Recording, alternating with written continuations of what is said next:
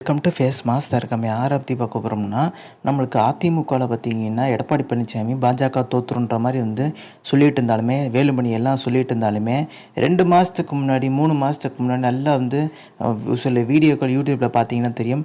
எடப்பாடி பழனிசாமி பிரதமரோட உட்காந்துருக்க மாதிரி என்டிஏ கூட்டணின்னு சொல்லிட்டு பார்த்தீங்கன்னா நம்ம டிவிலாம் பார்த்துருப்போம். பிரதமரே பார்த்தீங்கன்னா எடப்பாடி பழனிசாமிக்கு இவ்வளோ முக்கியத்துவம் கொடுத்துருக்காருன்னு சொல்லிட்டு பார்த்தீங்கன்னா இதெல்லாம் டிவியில் டெலிகாஸ்ட் ஆச்சு.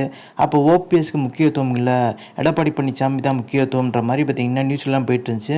அவர் என்ன சொல்லியிருந்தார், 400 சீட் ஜெயிப்பாங்கங்க பாஜகன்ற மாதிரி பார்த்தீங்கன்னா எடப்பாடி பழனிசாமி அன்னைக்கு சொல்லியிருந்தார். அன்னைக்கு எடப்பாடி பழனிசாமி சொன்னால் தான் இப்போ அவருக்கு பிரச்சனையாக வந்துருச்சு. இப்போ இது தேர்தலுக்கு முன்னாடி என்டிஏ கூட்டணியில் இருந்தபோது சொன்னது. இப்போ அவர் விட்டு வெளியே வந்துட்டார். விட்டு வெளியே வந்தோன்னே இப்போ என்ன சொல்கிறாரு, பாஜக ஆட்சி வர்றதே கஷ்டன்ற மாதிரி பேசிகிட்டு இருக்காரு. இதுதான் அண்ணாமலை சொல்லியிருக்காரு. சட்டமன்ற தேர்தலில் பார்த்தீங்கன்னா எங்களால் தான் மிகப்பெரிய தோல்வின்னு சொல்லிட்டீங்க. இந்தியாவிலலாம் நாங்கள் ஜெயிக்கிறோம், தமிழ்நாட்டில் விட்டு தான் ஜெயிக்க முடியலன்னா அதுக்கு காரணமே அதிமுகவோட கூட்டணி வச்சனால தான் நாங்கள் தோத்துட்டே இருக்கோன்ற மாதிரி அண்ணாமலை சொல்ல, எடப்பாடி பழனிசாமியெல்லாம் அடுத்த பாயிண்ட் எடுத்து வைக்கவே முடியல.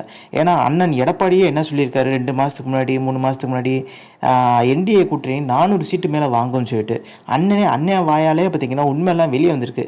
இதில் மறக்கவே முடியாதுன்ற மாதிரி பார்த்தீங்கன்னா அண்ணாமலை மிகப்பெரிய ஒரு பாயிண்ட்டை எடுத்து வச்சிருக்காரு.